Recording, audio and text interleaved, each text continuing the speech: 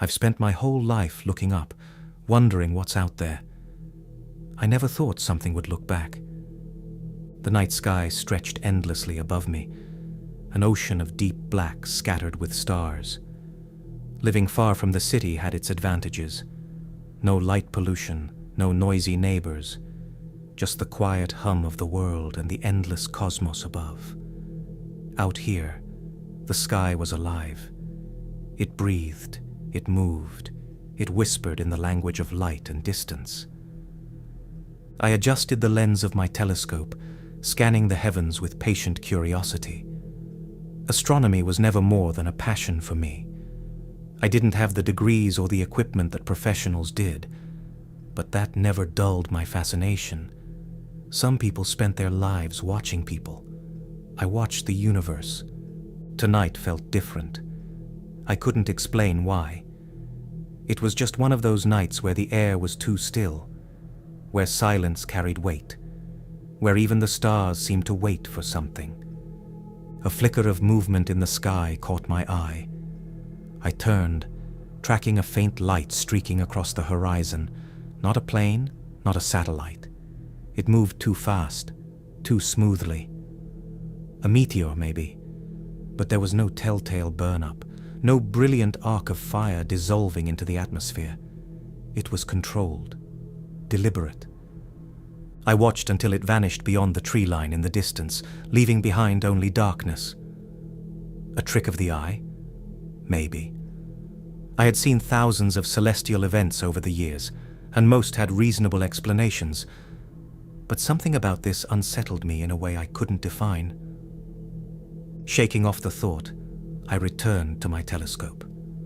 Mars was especially clear tonight, its burnt orange glow unmistakable against the void.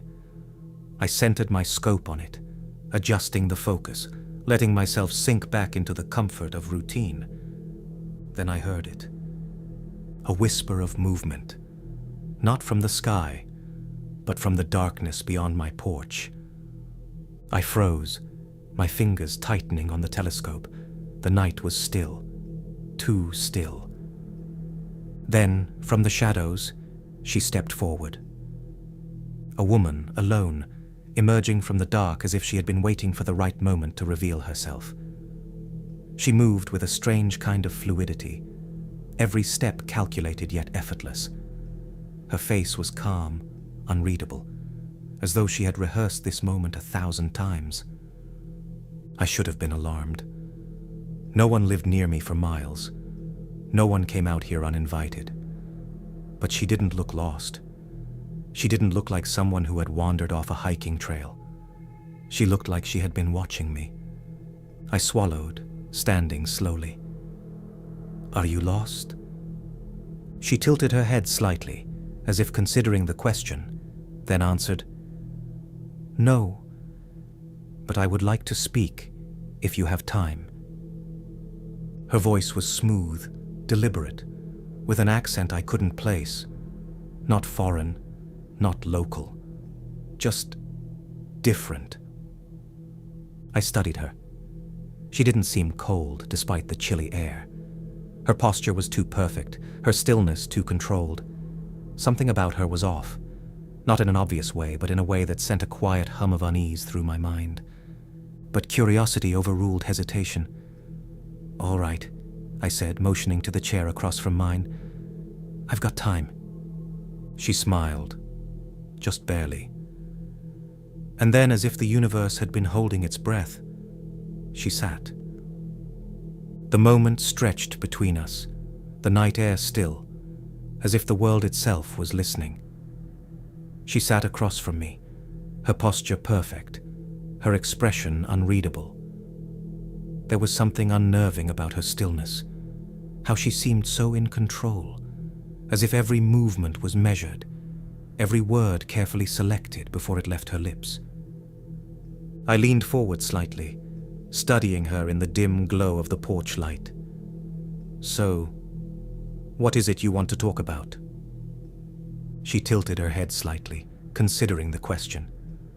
"The stars," she said simply, "and why you watch them." A smile tugged at the corner of my lips. That's a broad topic. She didn't smile back, but she didn't seem impatient either. She was waiting for my answer, as if it mattered more than I realized. I sighed, leaning back in my chair. I guess I watch them because they remind me how small we are, how much we don't know. The universe is endless, and yet here we are, sitting on this tiny rock, pretending we understand it. She nodded slowly, as if processing my words in real time. You look at them for answers? Sometimes, I admitted. But mostly, I look because I know I'll never have them. Something flickered across her face, something almost imperceptible, a hesitation. It was gone in an instant, but I caught it. You don't look at them for answers? I asked, testing her. She hesitated again, but her voice remained steady. I look at them differently. I waited, but she didn't elaborate. I decided to press. What do you see when you look at the stars?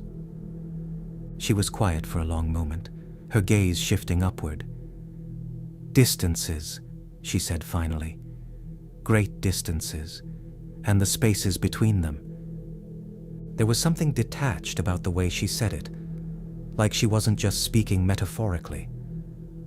I frowned slightly, but before I could say anything, she turned back to me. Why do humans hold on to things they cannot keep? She asked suddenly. I blinked at the abrupt shift. That's a strange question. Her gaze was unwavering. Is it? I exhaled, thinking. Maybe not. I guess we do it because we're afraid of losing what little we have. Life is short, and most of it is spent trying to hold on to moments before they slip away. She tilted her head again, as if she were dissecting my answer. And yet you look at the stars, knowing you will never reach them. I chuckled. I guess that makes me a hypocrite. She didn't laugh. She just kept watching me, her expression unreadable. The conversation should have felt ordinary, just two strangers talking under the night sky. But something about it wasn't. She was too focused, too precise, as if she was studying me as much as she was my words. And yet, despite that, I found myself wanting to talk to her more. Do you live around here?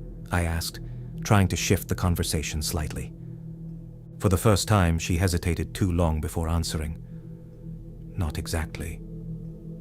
That was an odd answer. So you're just passing through?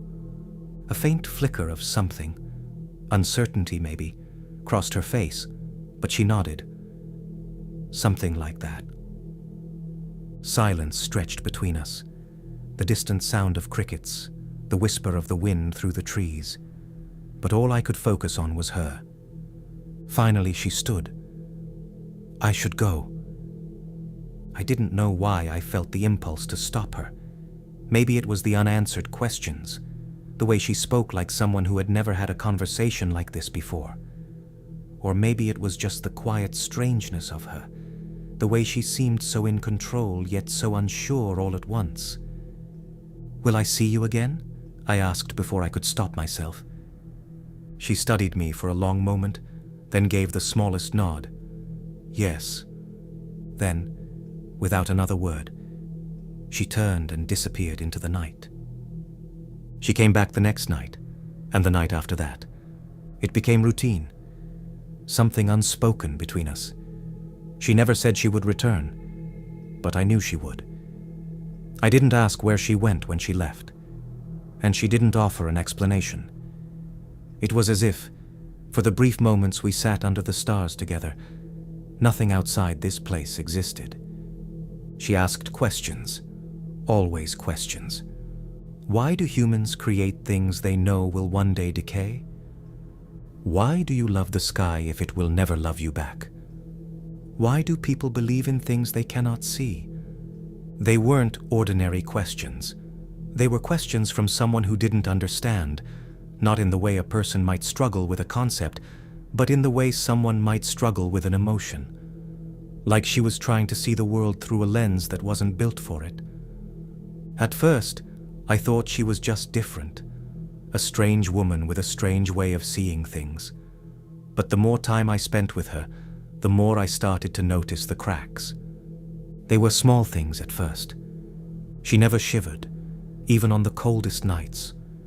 She never seemed tired, never yawned. She sat too still, too composed, as if she had practiced every movement before making it. And then there was the way she looked at me, like I was something to be studied. Not in a way that made me uncomfortable, but in a way that made me wonder just how much she saw when she looked at me. More than I wanted her to, maybe. Tonight, she was quieter than usual. She sat across from me, her hands resting on her lap, her gaze locked onto the sky as if searching for something she couldn't find.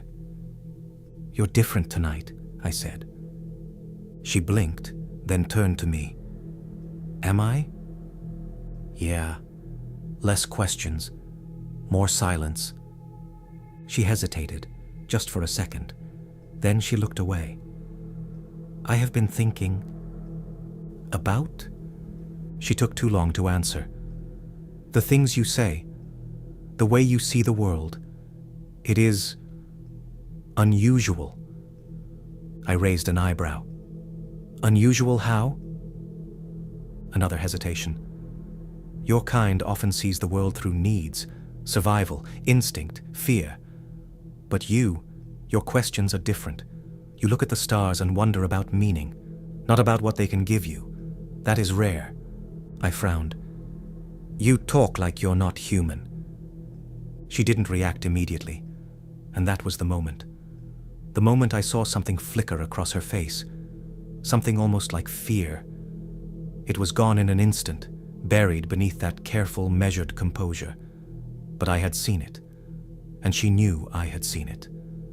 She recovered quickly, too quickly. "I meant that I have met few who think like you." A reasonable answer, a believable one, but I wasn't sure I believed it. I studied her for a long moment. "Where are you from?" "Far from here." "How far?" A pause, a hesitation, then softly, "Very far." I felt something shift in the air between us. For the first time since we met, she looked unsure, like she was balancing on a fragile edge, one misstep away from revealing something she wasn't supposed to. She looked at me then. Really looked at me. And for the first time, it didn't feel like she was studying me. It felt like she was searching for something. Something she couldn't name. Then, just as quickly as the moment came, it was gone. She stood up, her movements fluid, controlled once more. I should go. I could have let her leave, should have, but I found myself speaking before I could stop myself. "Come back tomorrow." She hesitated at that. Not a refusal, not an agreement, just a hesitation. Then she gave me the smallest nod before disappearing into the night. And I sat there, staring at the place where she had been, wondering what exactly I had just seen crack beneath the surface. She came back. But this time, something was different. She stood at the edge of the clearing, barely within the reach of the porch light. Her posture was the same, perfectly still, controlled. But there was something in the way she held herself, as if she were bracing for something inevitable. I watched her carefully, setting my telescope aside. "You're late." She hesitated before stepping forward. I did not intend to be... That hesitation again.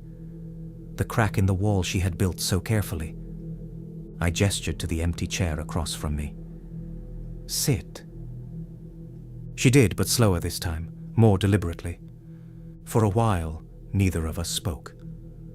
The silence between us felt heavier than it ever had before, as if words, real words, were coming, and neither of us were ready for them. "There's something you're not telling me," I said finally. She didn't answer immediately. She looked past me, up at the sky, as if searching for the right words in the constellations. "Do you believe," she said at last, "that every civilization in the universe is like yours? That they look up at the stars and wonder, as you do?" I frowned at the question. "I don't know. Maybe not. But I'd like to believe that curiosity is universal." She exhaled slowly, her fingers tightening slightly where they rested on her lap. "My people do not wonder. We do not ask what is beyond the stars. We already know." Something about the way she said it sent a cold ripple through me. "What do you mean?" She looked at me then, and for the first time since I met her, there was something like conflict in her eyes. "I was sent here, not to observe but to evaluate, to determine if this planet is suitable." The words hit like a slow-moving weight. Suitable for what? She hesitated, and then softly, "For them." I sat back, my mind trying to process what she was saying. The air between us suddenly felt too thin, too fragile. "Them? Who is them?" Her gaze didn't waver. "The ones who come after me." I stared at her, my heartbeat slowing, each thud echoing in my ears. "You're telling me you're not human," she finished for me. The words should have felt ridiculous. They should have been impossible. But looking at her now, sitting there in front of me with that careful stillness, I knew. Some part of me had known for a while. She wasn't human. She had never been human. My breath came out in something like a laugh, but there was no humor in it. "So what happens next?" She didn't answer. That, more than anything, made my stomach tighten. "You were sent to prepare us," I said quietly. "To prepare Earth for whatever comes next." She nodded. "And what does come next?" She hesitated again, but this time, the mask slipped just a little more. "I do not know." I frowned. "How can you not know?" She looked at me then, and for the first time, there was something raw in her expression. "Because I have never doubted before." The words settled between us, shifting everything. She had come here with a purpose, one she had fulfilled on other worlds before. But this time, something had changed. I had changed her. "So what are you going to do?" I asked. She looked down at her hands, flexing her fingers like she was trying to make sense of them. "I do not know," she repeated. "That is new for me." I swallowed, watching her carefully. "Are they coming?" She met my gaze. "They are waiting for my signal." Silence stretched between us longer than before. My thoughts raced, but I forced myself to steady them. "And if you don't give it?" She didn't answer. But she didn't have to. For the first time since she arrived, she was uncertain. And that meant there was still hope. The night was colder than before. Or maybe it just felt that way. She stood at the edge of the clearing again. The place where she had first stepped into my life. But tonight, she wasn't just another visitor. Tonight, she was something else entirely.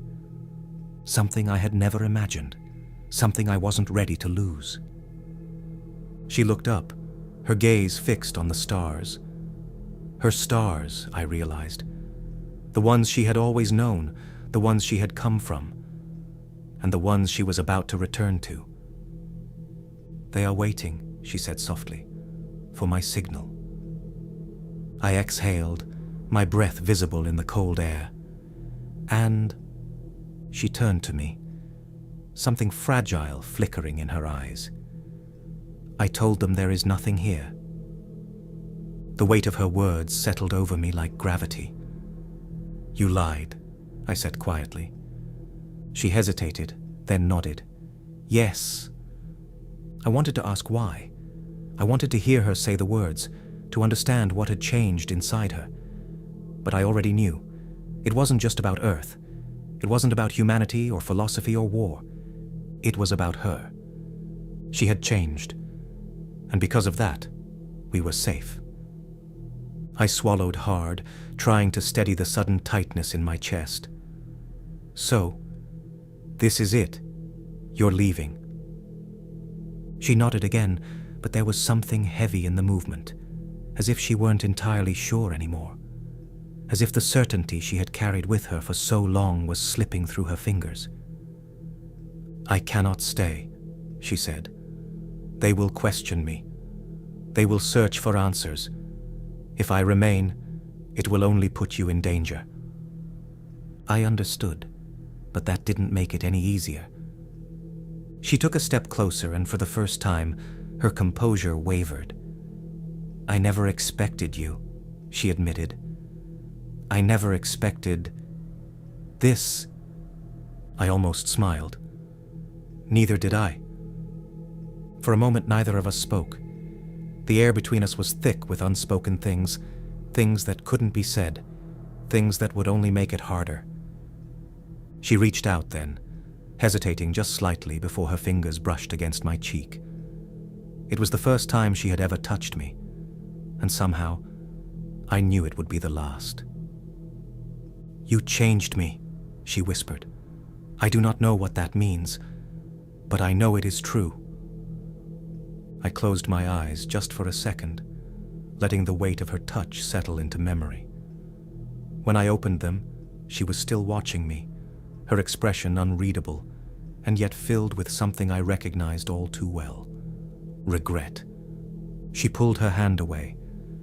A faint hum filled the air, and behind her, a shimmer of light began to form, a door to the place she had come from, a place I would never see. Will I ever see you again? I asked, knowing the answer even before she gave it. Her eyes softened. I do not know. That was the thing about her, about this, about all of it. She was never meant to stay, and I was never meant to matter. And yet, here we were. She stepped back, toward the light, her silhouette framed against the impossible. Then, just before she disappeared, she spoke one last time. Goodbye. And just like that, she was gone. The night fell silent again, the clearing empty, as if she had never been there at all. But I knew better. I looked up at the stars, and for the first time, I wasn't just wondering what was out there. I was waiting,